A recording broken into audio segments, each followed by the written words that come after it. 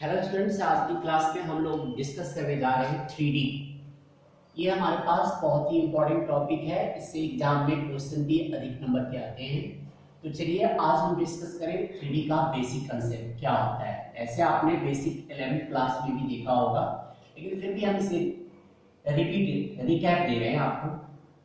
मान लीजिए ये हमारे पास 3 एक्सिस हम लोगों ने एक्स वाई और जेड, जैसे किसी भी रूम का कॉर्नर पॉइंट जो होता है उस पॉइंट को वहां पर 3 बार हमारे पास एक दूसरे से आकर मिलती है, तो ये कॉर्नर पॉइंट को हम लोग ओरिजिन कंसीडर कर लें। ये ओरिजिन हमारे पास है और तीनों बार एक दूसरे पर परपेंडिकुलर है। जैसे मान लीजिए ये एक्सिस और ये एक्सिस है, एक्स को हमने ऐसे लिया तो एक्स को आप ऐसे समझ सकते हैं, ये एक्सिस जो है एक्स, ये वाई और जेड दोनों पर परपेंडिकुलर है। अब देखिए एक्स एक्सिस पर यदि कोई पॉइंट हमने कैपिटल ए लिया और ओरिजिन से इसकी डिस्टेंस स्मॉल ए है तो इसकी कोऑर्डिनेट हो जाएगी ए 0 0, क्योंकि एक्स एक्सिस पर वाई और जेड कोऑर्डिनेट 0 होता है। इसी तरह यदि वाई एक्सिस पर कोई पॉइंट बी है और ओरिजिन से इसकी डिस्टेंस स्मॉल बी है तो कोऑर्डिनेट हो जाएगी 0 b 0, क्योंकि वाई एक्सिस पर एक्स और जेड कोऑर्डिनेट 0 होते हैं। सिमिलरली जेड एक्सिस पर कोई पॉइंट कैपिटल सी है और ओरिजिन से इसकी डिस्टेंस स्मॉल सी है तो जेड एक्सिस पर एक्स और वाई कोऑर्डिनेट 0 हो जाते हैं और इस पॉइंट की कोऑर्डिनेट हमारे पास हो गए 0 0 सी। तो पहला पॉइंट क्या हुआ, याद रखिए, एक्स एक्सिस पर वाई और जेड कोऑर्डिनेट 0, वाई एक्सिस पर एक्स और जेड कोऑर्डिनेट 0, जेड एक्सिस पर एक्स और वाई कोऑर्डिनेट 0 होता है।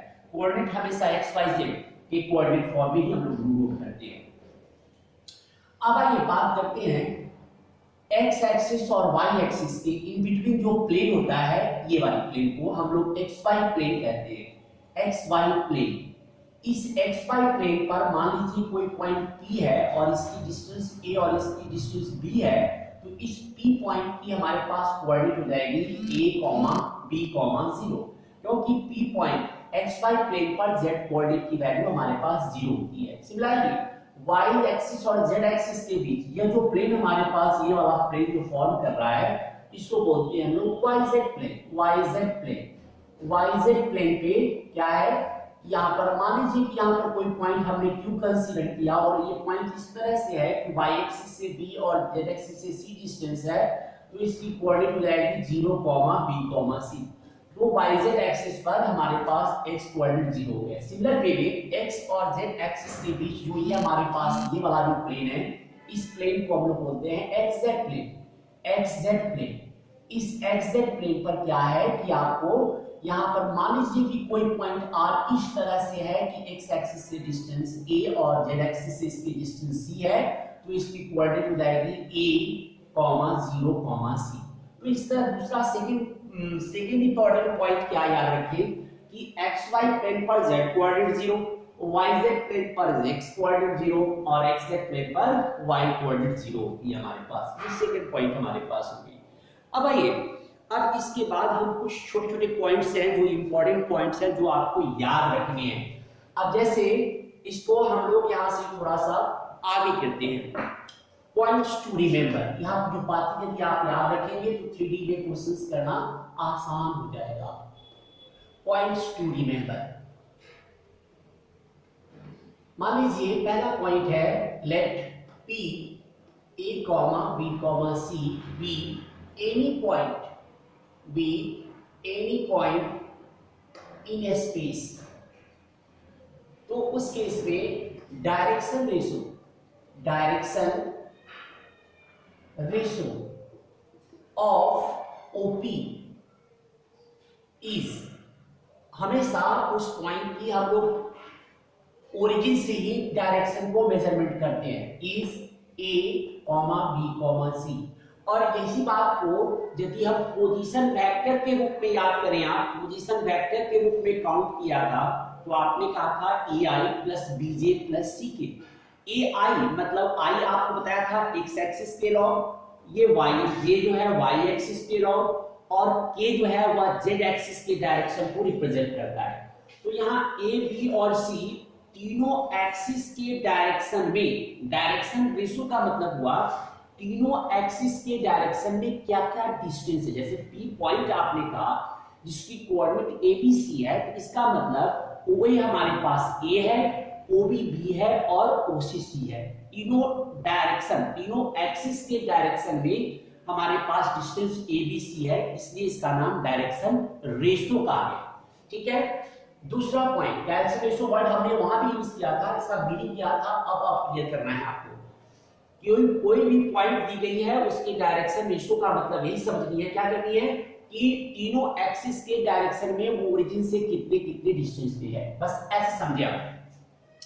अब मान लीजिए आप यहां पर कि हमारे पास अब इसी फिगर को यदि यूज कर ले, इसी फिगर को यूज करें और सपोज कीजिए इसी फिगर को समझते हुए ये P पॉइंट स्पेस में तो बाहर तो दिखला नहीं सकते, कहीं ना कहीं XY प्लेन पर उस पॉइंट को इंडिकेट करना पड़ेगा।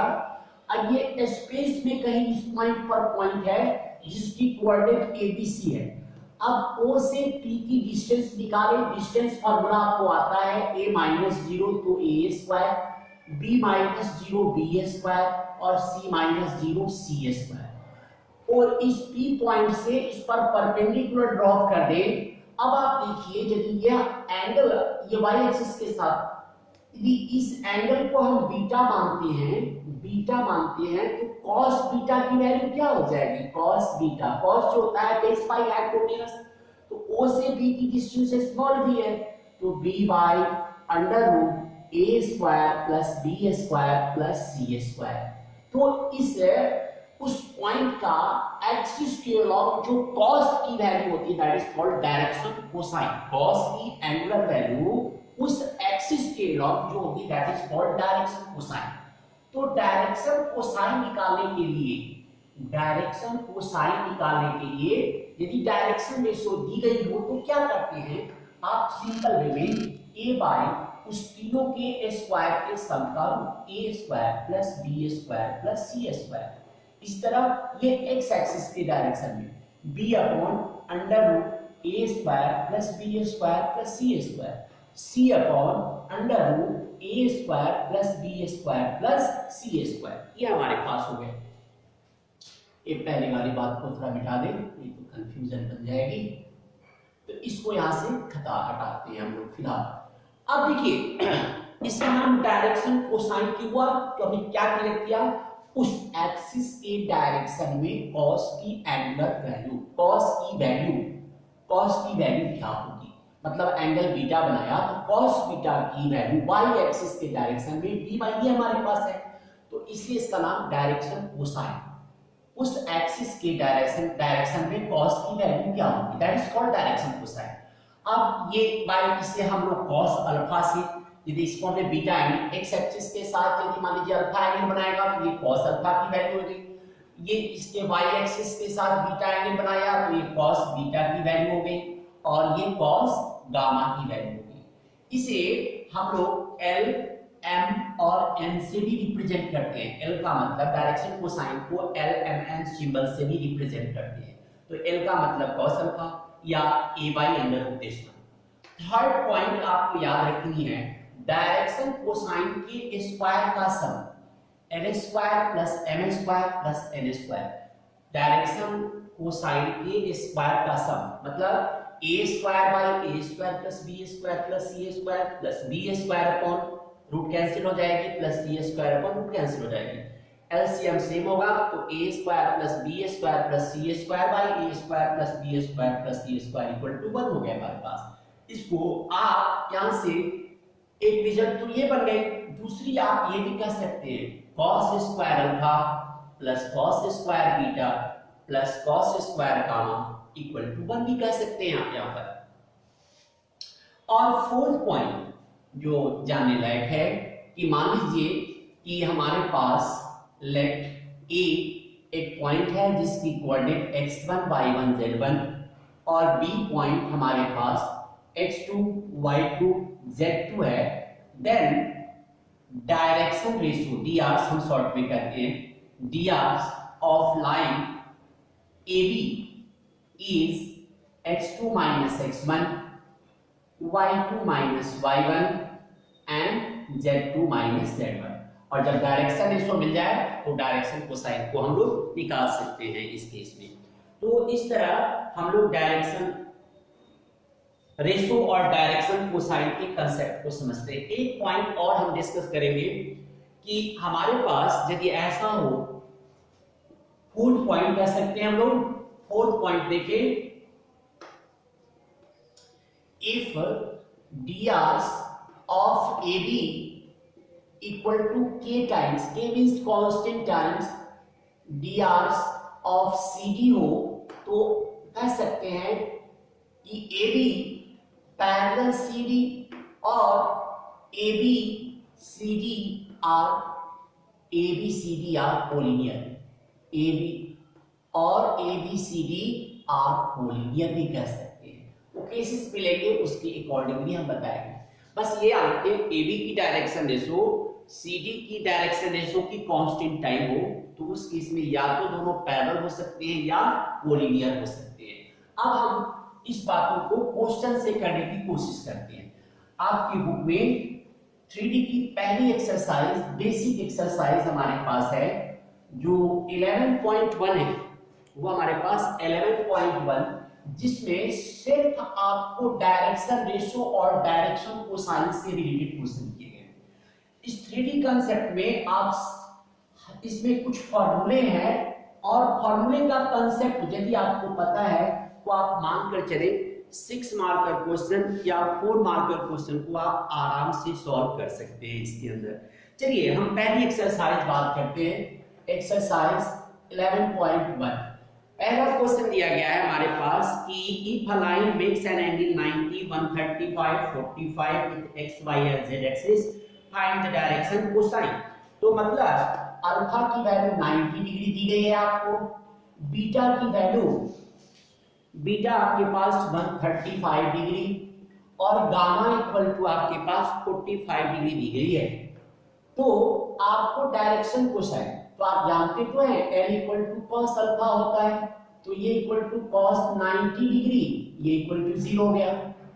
M इक्वल टू होता है cos बीटा, ये cos 135 डिग्री, 135 को cos 180 माइनस 45 भी कह सकते हैं, cos 180 minus theta minus cos theta हो गया, ये माइनस 1/√3 हो गई, 1/√2 हो गई। और n equal to cos gamma होता है cos 45 डिग्री और ये 1/2, तो डायरेक्शन कोसाइन की वैल्यू हो गई 0 माइनस 1/√2, 1/2। ये हमारे आंसर हो गए। नेक्स्ट क्वेश्चन देखिए, find the direction cosine of a line which makes equal angle with coordinate axis। क्या कह रहा है, एक्सिस के साथ इक्वल एंगल बनाता है। सेकंड क्वेश्चन की बात कर रहा हूं, एक्सिस के साथ इक्वल एंगल बना रहा है, मतलब क्या हुआ कि alpha equal to beta equal to gamma, ये हमारे पास गिवन है, तो इसको आप कह भी सकते हैं और cos alpha equal to cos beta equal to cos gamma, और इसे आप कह सकते हैं L equal to M equal to N, और आप कंडीशन जानते हैं the L square plus M square plus N square equal to 1, यहाँ से 3L स्क्वायर इक्वल टू 1, तो L स्क्वायर की वैल्यू 1/3, L की वैल्यू प्लस माइनस 1/√3। तो इस तरह डायरेक्शन कोसाइन की वैल्यू हो गई plus minus 1/√3 plus minus 1/√3 plus minus 1/√3। इस तरह से डायरेक्शन कोसाइन को आप निकाल सकते हैं। नेक्स्ट क्वेश्चन देखिए, थर्ड क्वेश्चन में आपके पास दिया गया है, क्या है, if A line has direction ratio, direction ratio दिया गया है, डायरेक्शन रेशो आपके पास है -18, 12, -4, -18, 12, -4। मतलब क्या कीजिए कि जब ABC होता था डायरेक्शन रेशो, तो डायरेक्शन कोसाइन कैसे निकालते थे, a/√a² plus b² plus c², फिर b/√a² plus b² plus c², c/√a² plus b² plus c²। तो ये a है, ये b है और ये c है। इस फार्मूले को अप्लाई करते हैं, जो वैल्यू आएगी that is called direction cosine. तो इस तरह से डायरेक्शन कोसाइन भी आप निकाल सकते हैं। आइए अगला क्वेश्चन, क्वेश्चन नंबर 4 की बात करें। क्वेश्चन नंबर 4, फोर्थ क्वेश्चन हमारे पास दिया गया है कि पॉइंट शो कर रहे हैं कि ये कोलिनियर है। आप कोलिनियर के लिए 3 पॉइंट्स हमारे पास हैं। मान लीजिए ये ए है, ये बी है और ये सी है। इस पॉइंट्स को कोलिनियर शो करना है। तो कोलिनियर के लिए हमने लास्ट कंडीशन बताया था कि ए बी की डायरेक्शन रेशो दूसरे की डायरेक्शन रेशो की कांस्टेंट टाइम होनी चाहिए। पहला पॉइंट है 2 3 4, 2 3 4। दूसरा पॉइंट हमारे पास दिया गया है -1 -2 1 और तीसरा पॉइंट आपके पास है 5 8 7। ये हमारे पास। तो क्या करें, drs ऑफ ए बी कैसे निकालते हैं, x2 x1। तो -1 -2 तो -3 हो गई। फिर -2 -3 -5 हो जाएगी आपके पास। 1 -4 तो -3 हो गई आपके पास। 1 -4। अब देखिए इसी तरह drs of BC equal to, तो 5 -1 तो क्या हो गया, 5 + 1 दैट इज कॉल्ड 6 हो गई। 8 -2 10 हमारे पास हो गए। 7 -1 तो ये 6 हो गए।